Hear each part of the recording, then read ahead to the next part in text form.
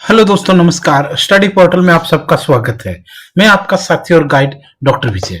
दोस्तों, आज का हमारा लेक्चर रहेगा गुलाम वंश, जिसको आप लोग इंग्लिश में स्लेव डायनेस्टी बोलते हो। गुलाम वंश का कार्यकाल, उसके कितने राजा हुए, क्या क्या यहाँ पर काम हुए और पूरे के पूरे चैप्टर में से कौन से क्वेश्चन पूछे जाते हैं, उन सभी चीजों पर डिस्कस करेंगे। अब हम धीरे धीरे करके, पहले हमने एंशिएंट हिस्ट्री को डिस्कस किया, पूरा कंप्लीट हो चुका है 13 लेक्चर में। उसके बाद हम मिडवल को शुरू कर चुके हैं, जिसके 2 लेक्चर आपके आ चुके हैं, चाहे गजनवी का हो चाहे मोहम्मद गोरी का काल हो। अब हम धीरे धीरे करके मिडवल हिस्ट्री को पूरा करेंगे और मॉडर्न हिस्ट्री का क्रैश कोर्स ऑलरेडी आ चुका है। तो तीनों पार्ट का हिस्ट्री आपके लिए जल्दी ही पूरा हो जाएगा। पिछले वाले नहीं देखे हो तो वीडियो के डिस्क्रिप्शन में लिंक है और चैनल पर प्लेलिस्ट बनी हुई है, वहां जाकर आप लोग एंशिएंट हिस्ट्री की अलग प्लेलिस्ट बना रखी है मैंने, मॉडर्न की अलग और मिडवल की अलग, वहां देख लीजिए। आइए शुरू करते हैं। शुरू करने से पहले जितने भी एग्जाम टीचिंग में हैं, KVS, DSSP, CTET, NVS, STET, UP TET, super TET, Haryana TET और आपके यूजीसी नेट वगैरह, सबका स्टडी मटेरियल बाय कोरियर जाता है।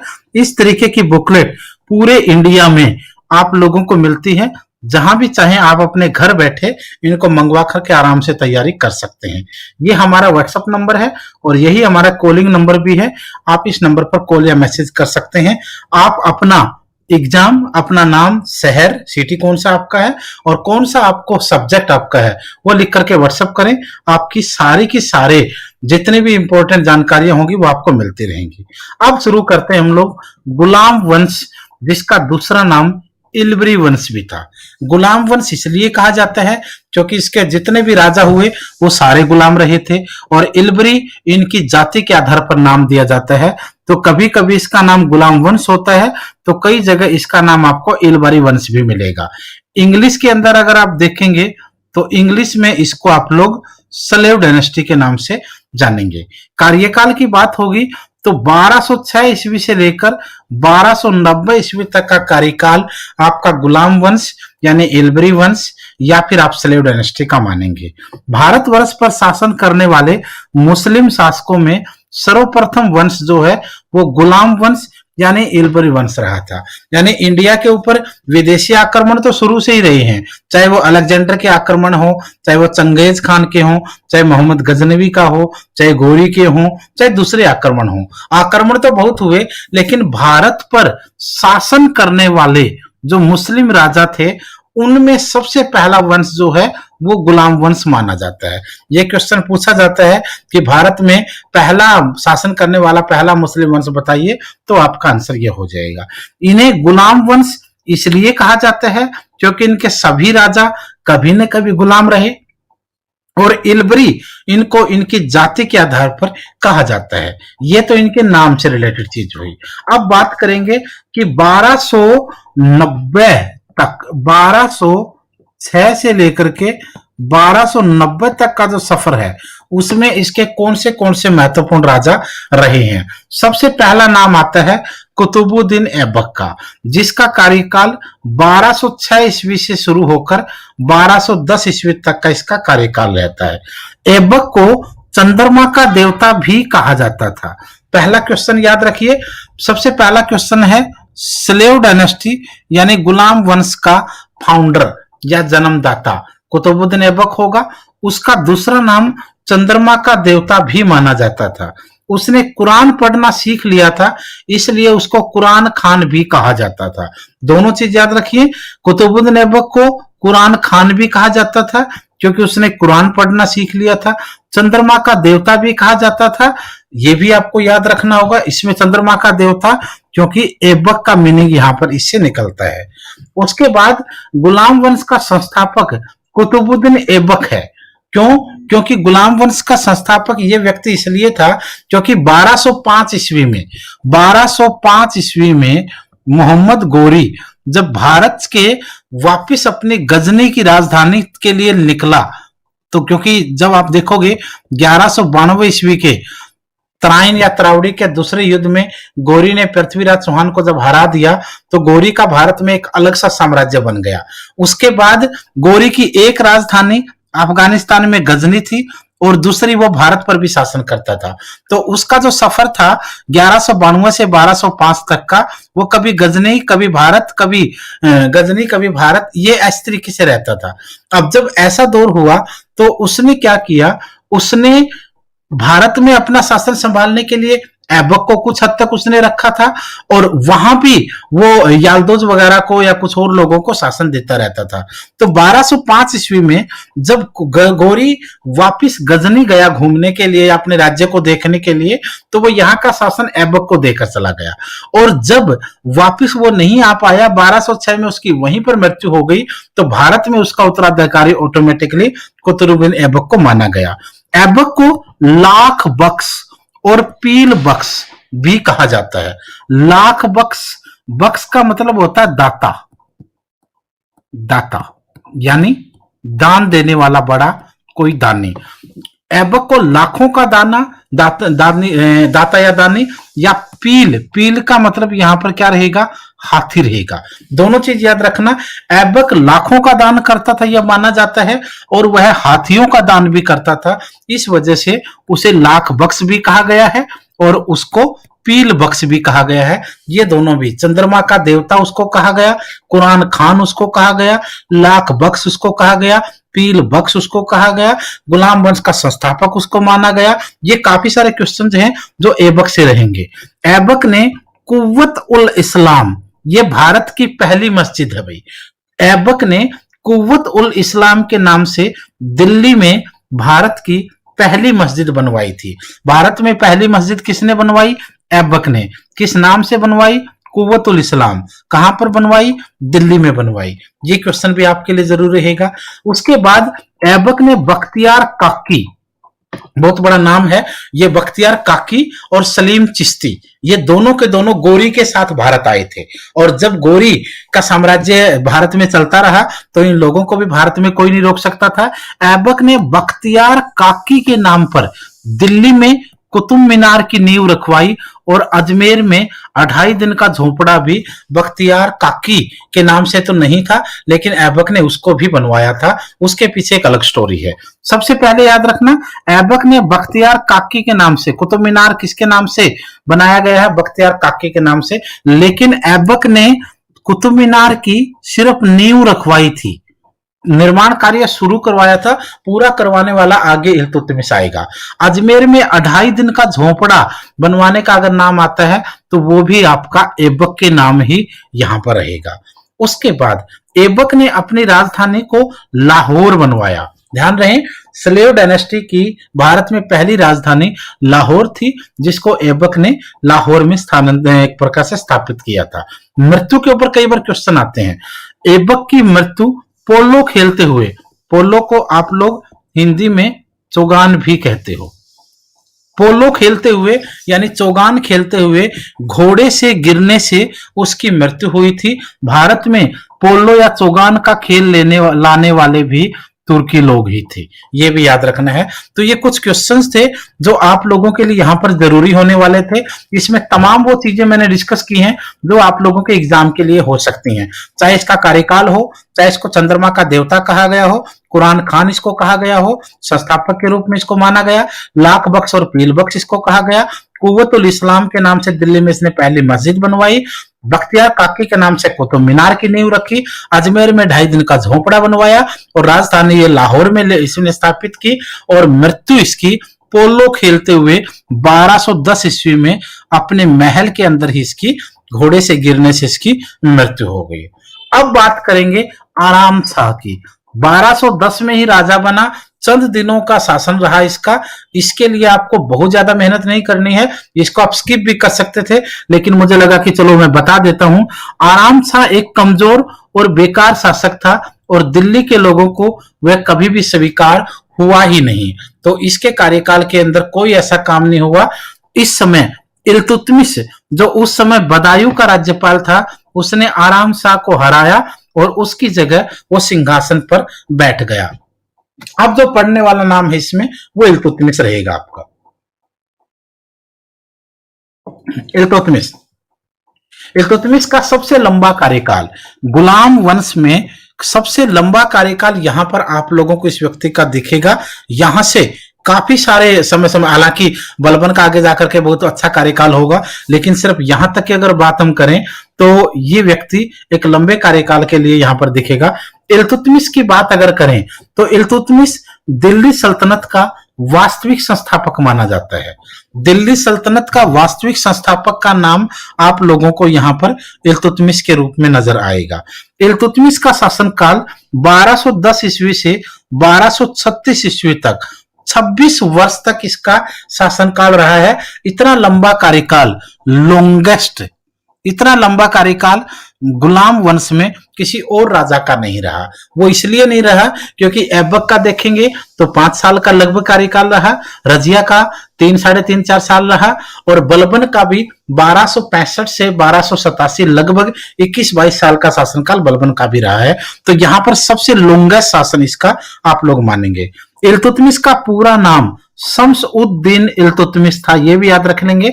इल्तुतमिश का जो पूरा नाम था वो शम्स-उद-दीन इल्तुतमिश था। उसने अपनी राजधानी को दिल्ली बनाया।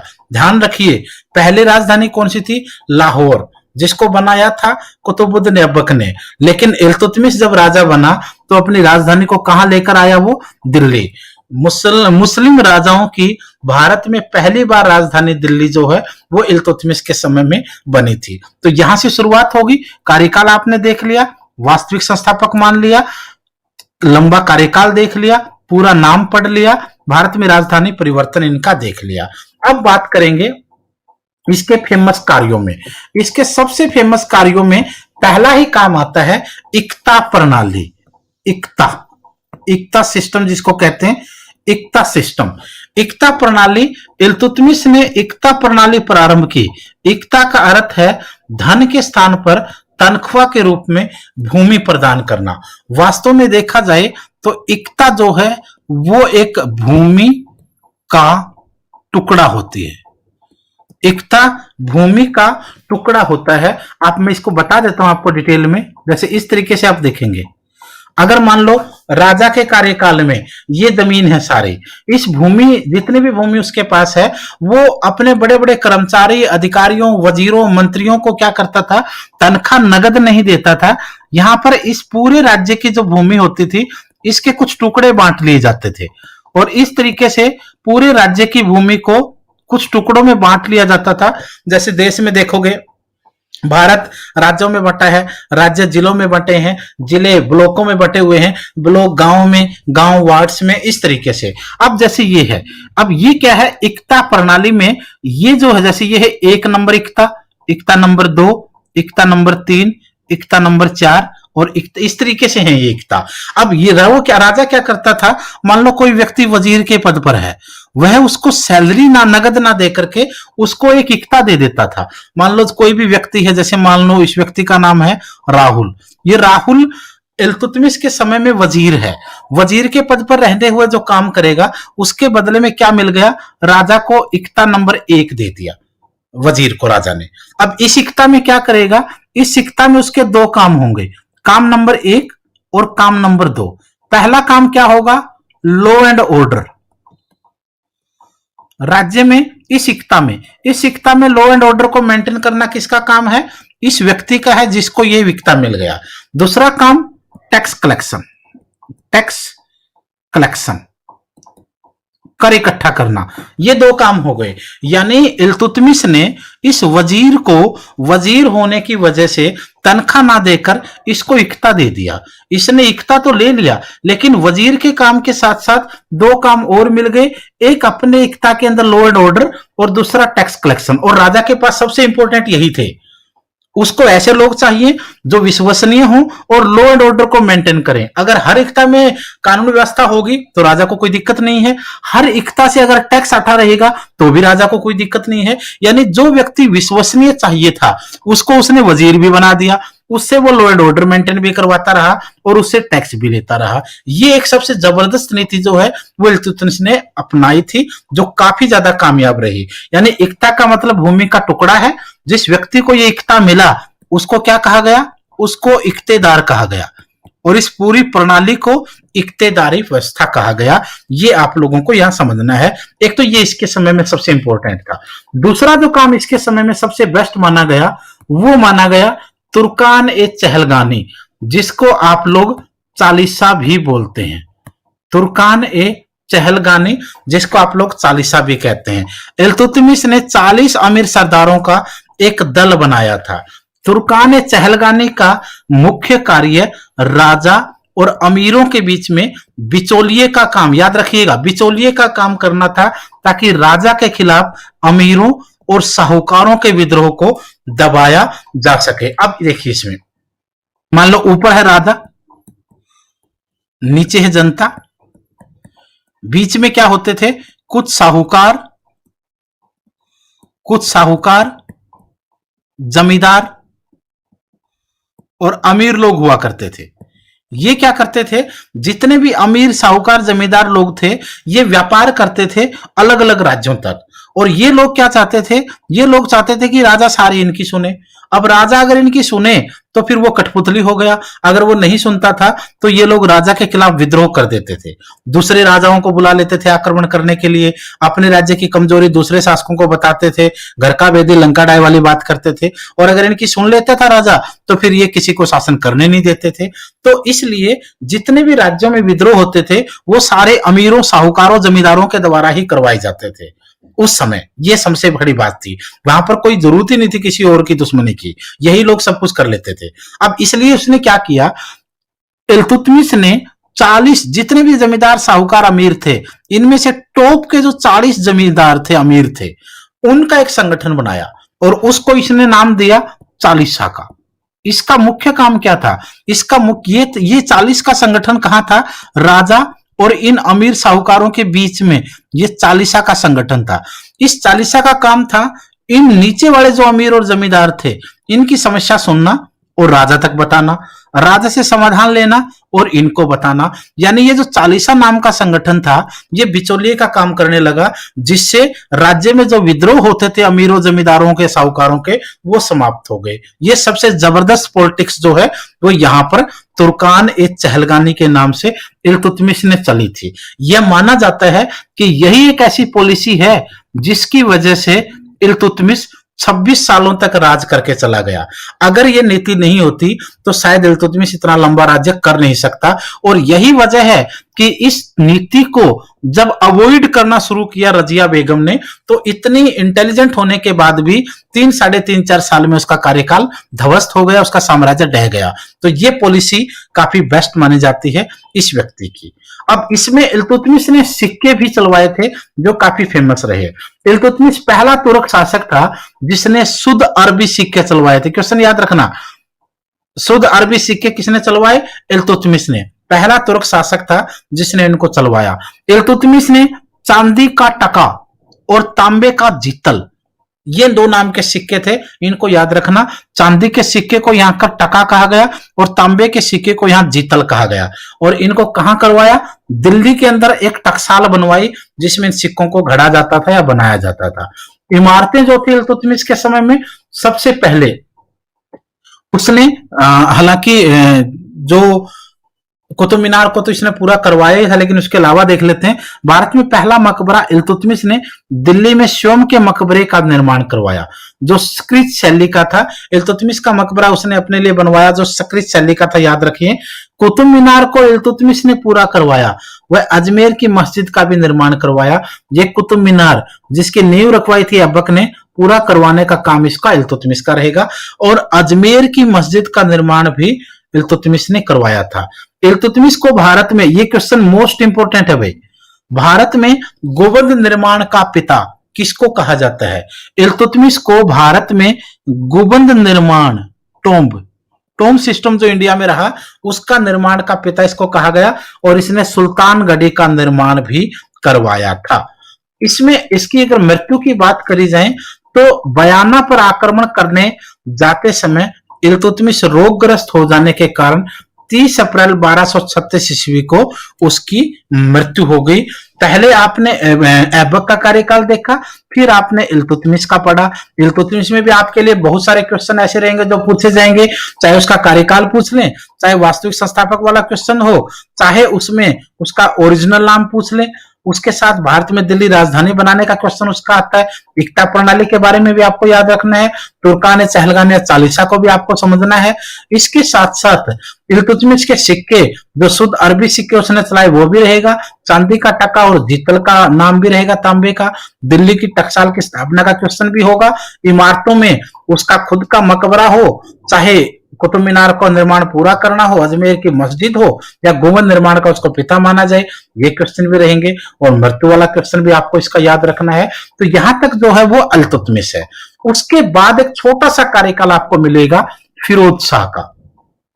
फिरोज शाह इल्तुतमिश का बेटा था। फिरोज शाह, बहरम शाह और रजिया, ये कार्यकाल, ये तीन लोग इल्तुतमिश की जिंदगी में बहुत बड़ा रोल प्ले करते हैं, क्योंकि फिरोज शाह बड़ा बेटा, बहरम शाह छोटा बेटा और रजिया इनके बीच में पुत्री के रूप में। अब फिरोज शाह क्या था, फिरोज शाह के समय एक जो शासन उसको मिला था, फिरोज शाह को अपने पिता का इतना बड़ा साम्राज्य, उसको वो संभालने में नाकामयाब रहा। वह एक कमजोर और बेकार शासक था और लोगों को वह कभी स्वीकार ही नहीं हुआ।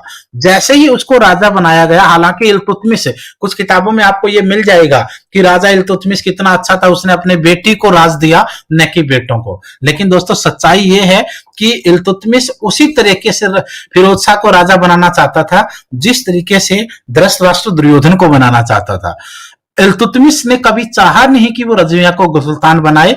उसका एकमात्र उद्देश्य था फिरोज शाह को राजा बनाना। लेकिन फिरोज शाह इतना लायक था ही नहीं कि इल्तुतमिश उसको गद्दी कंप्लीट रूप से सौंप जाता। हालांकि उसने अपनी गद्दी फिरोज शाह को सौंपी, लेकिन फिरोज शाह को जब गद्दी मिली तो राज्य में विद्रोह होने लगे और अमीरों साहूकारों ने फिरोज शाह के खिलाफ आंदोलन शुरू कर दिए और इतने ज्यादा विद्रोह हुए जिसका फायदा आमतौर पर रजिया के द्वारा उठाया गया और रजिया ने उन सभी अमीरों जमींदारों का साथ लेकर के फिरोज शाह का तख्ता पलट कर दिया और अपने ही भाई को सत्ता से बेदखल करके रजिया सुल्तान के रूप में छा गई। आइए देखते हैं रजिया सुल्तान का शासनकाल।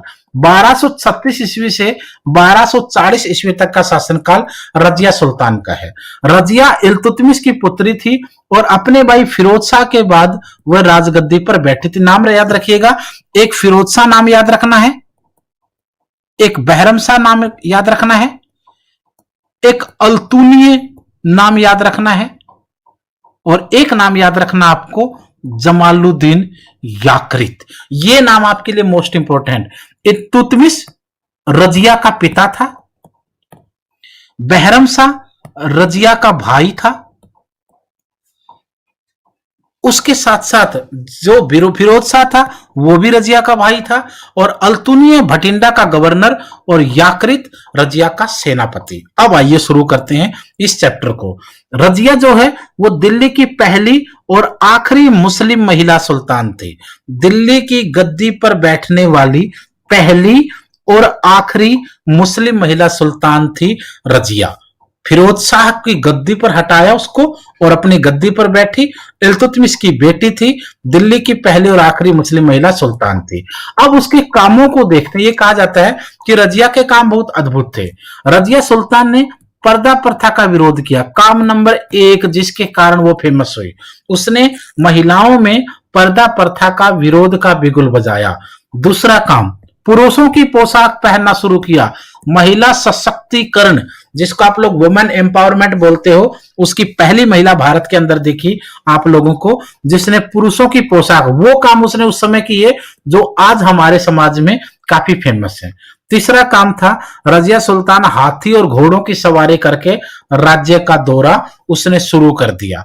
आमतौर पर उस समय महिलाओं को पर्दे में रहना होता था, पुरुषों की पोशाक पहनने के बारे में सोच ही नहीं सकती थी और हाथी और घोड़े की सवारी महिलाओं को मना थी। तीनों वो काम किए जो महिलाओं के अगेंस्ट माने जाते थे। यहां से रजिया सुल्तान की जो प्रतिभा थी और उसकी जो ख्याति थी, जो पॉपुलैरिटी थी, वो जबरदस्त तरीके से बढ़ने लगी। रजिया के पतन के जो कारण आप देखेंगे तो काफी सारे कारण माने जाते हैं। इतिहासकार तो ये भी बोलते हैं कि उसका नारी होना उसके पतन का कारण था। बिल्कुल हो सकता है, क्योंकि एक ऐसे समय में वो महिला के रूप में गद्दी पर बैठी जब महिला को राजा का पद तो छोड़िए, महिला को चार दीवारी से बाहर निकलना भी पॉसिबल उस समय के मुस्लिम साम्राज्य में नहीं था। अब ऐसी स्थिति में आप देखोगे तो ये भी एक रीजन माना जाता है। लेकिन अगर सच्चाई आप ध्यान से देखेंगे तो उसके पीछे मैं एक स्टोरी आपको बताता हूं। रजिया ने क्या किया, रजिया के समय में सबसे बड़ी जो कमी रजिया की रही वो रही चालीसा। चालीसा चालीसा नाम का जो संगठन है वो इसकी कमजोरी रही, क्योंकि रजिया ने चालीसा नाम के संगठन जो इसके पिता ने बनाया था उस संगठन को इसने इग्नोर करना शुरू कर दिया। क्योंकि इल्तुतमिश के समय में चालीसा संगठन था जो राज्य के अमीरों को खुश रखता था। अब उसकी वजह से कोई विद्रोह नहीं होता था। रजिया ने क्या करा, इस संगठन को इग्नोर करना शुरू कर दिया, जिसकी वजह से इस संगठन के जमींदार भी नाराज हुए, अमीर और साहूकार, और राज्य के बाकी अमीर और साहूकारों का समझौता, कोई सॉल्यूशन नहीं हुआ समस्या का, तो वो भी इसके खिलाफ हो गए, जिसकी वजह से राज्य में बड़े स्तर पर विद्रोह होने लगे। दूसरी चीज एक और देखेंगे, रजिया ने अपना जो सेनापति बनाया वो था याकृत। कुछ किताबों में इसको याकूत भी लिखते हैं। याकृत, जमालुद्दीन याकृत इसका पूरा नाम था। कुछ नाटकों में, सीरियलों में, फिल्मों में देखोगे तो कुछ भी नाम डाल देते हैं, लेकिन एक्चुअल जो नाम था वो था जमालुद्दीन याकृत। इसको इसने रजिया ने अपना क्या बना दिया, इसको रजिया ने अपना सेनापति बना दिया। पहले क्या होता था, राजा तक चालीसा के सरदार पहुंच जाते थे, लेकिन जब ये सेनापति बना तो इस व्यक्ति ने चालीसा के बीच में और राजा के बीच में कनेक्शन को डिस्कनेक्ट कर दिया। सारे के सारे सरदार इस तक पहुंचने लगे, ये अपनी बात रजिया तक पहुंचाता नहीं, और बहुत बड़ा एक प्रकार से गैप आ गया अमीरों के बीच में और रजिया के बीच में, जिसकी वजह से पूरे राज्य में विद्रोह होने लगे।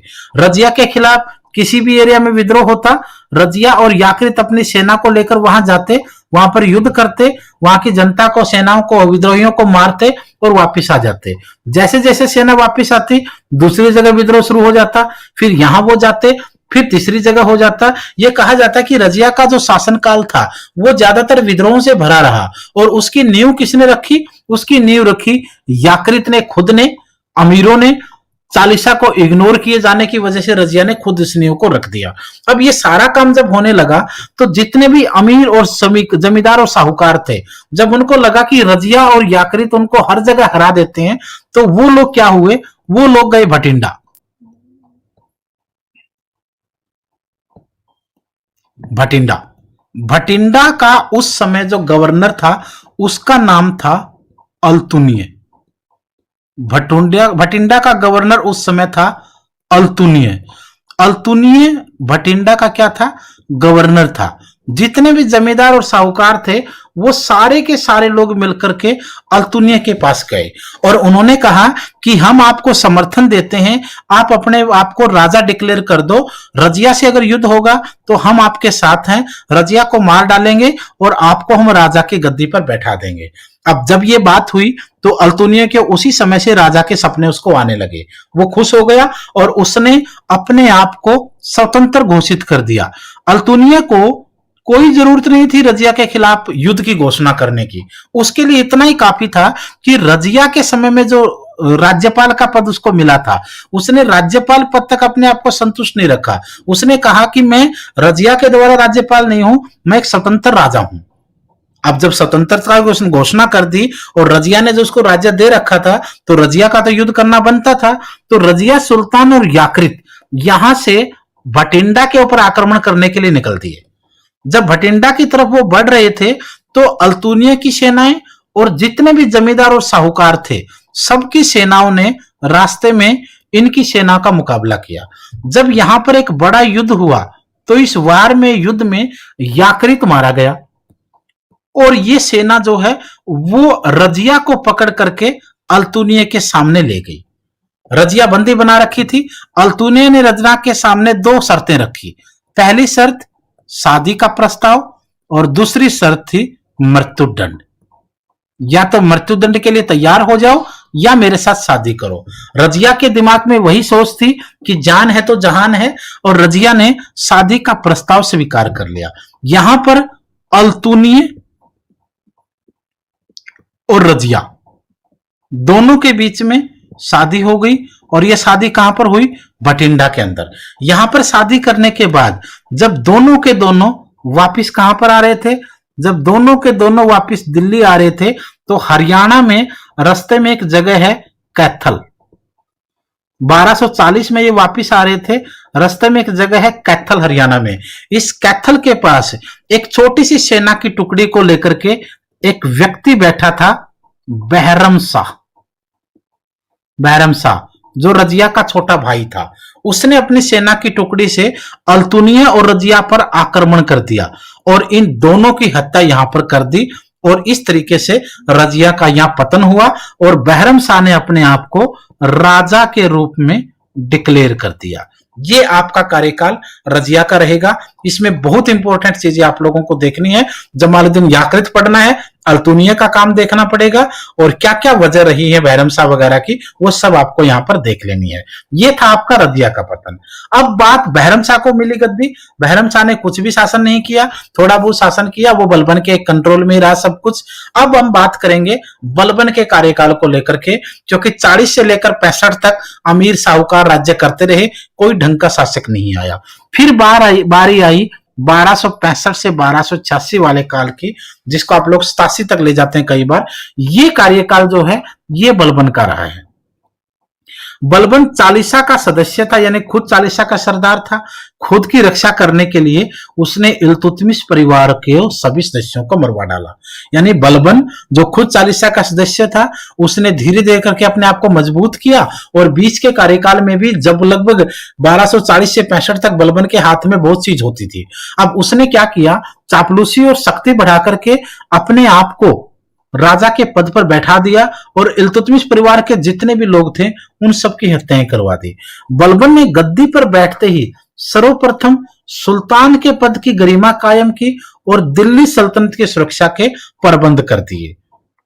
वह कुरान के नियमों को शासन व्यवस्था का आधार मानता था। उसके अनुसार सुल्तान पृथ्वी पर ईश्वर का प्रतिनिधि होता है। ये चीज याद रख लेंगे। बलबन ने अपने आप को पृथ्वी पर भगवान का प्रतिनिधि, जिसको आप लोग कहते हैं एजेंट ऑफ गॉड, उसने अपने आप को भगवान का एजेंट धरती पर बुलाना शुरू कर दिया। बलबन ने सुल्तान के प्रतिष्ठा को स्थापित करने के लिए लोह और रक्त की नीति, आयरन एंड ब्लड की पॉलिसी, ये बहुत इंपॉर्टेंट रहेगा आपके लिए। लोह और रक्त की नीति ये आपकी सबसे इंपॉर्टेंट है। यह नीति उसने यहां पर लागू करी। उसने सिजदा और पैबोस जैसी व्यवस्थाएं भी लागू कर ली। ये एक विशेष प्रकार का सलाम होता है। इसमें आप देखोगे एक विशेष प्रकार का नमस्कार होता है, जिसमें घुटने कोहनियां दोनों जमीन पर होती है, मस्तक जमीन पर होता है। एक प्रकार से इसको आप लोग दंडवत प्रणाम की तरह भी मानते हैं। बलबन के दरबार में नौरोज त्योहार बहुत ज्यादा धूमधाम से मनाया जाता था। सिजदा, पैबोस और नौरोज, रक्त और लोह की नीति, ये सारे की सारी बलबन को इनका क्रेडिट जाता है और भगवान को के रूप में धरती पर भगवान का एजेंट अपने आप को बनवाया। बलबन ने अपने चचेरे भाई शेर खान को जहर देकर मरवा डाला था 1285 ईस्वी में। यहां पतन होगा इसका। 1285 ईस्वी में मंगोलों ने तैमूर खां के नेतृत्व में मुल्तान पर आक्रमण किया, जिसमें बलबन का पुत्र मोहम्मद मंगोलों से लड़ता हुआ मारा गया। अपने पुत्र की मृत्यु का बलबन को बहुत गहरा सदमा लगा और शीघ्र ही 1 वर्ष के अंदर ही बलबन की मृत्यु हो जाती है। यह भी आपको देखना है। फिर लास्ट में क्वेश्चन आता है आपका कैकुबाद का।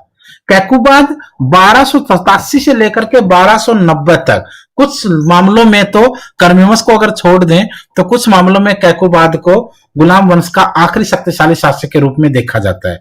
बलबन की मृत्यु के बाद अमीरों ने कैकुबाद, जो उस समय 17 वर्ष का ही था, उसको सुल्तान मनोनीत कर दिया।